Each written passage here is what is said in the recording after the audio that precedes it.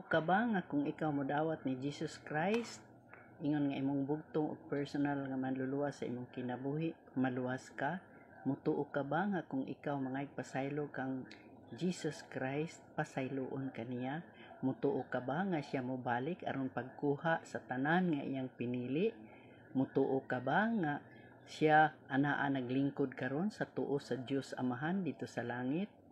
Nagaingon diri sa 1 Timothy 1 verse 15 hangtod sa 16, tinuod og angay dawaton og tuohan sa hingpit ang giingon nga moanhi si Kristo Jesus sa kalibutan aron pagluwas sa mga makasasala, ug ako ang labing dautan kanila. Apan gikaluy-an ako sa Dios aron dinhi kanako nga labing dautan sa mga makasasala, ikapadayag ang hingpit nga pailog ni Kristo Jesus aron nga mahimo akong panig-ingnan alang sa tanan nga motuo unya kaniya ug makadawat sa kinabuhing dayon. So maunay patuohan ni Apostol Pablo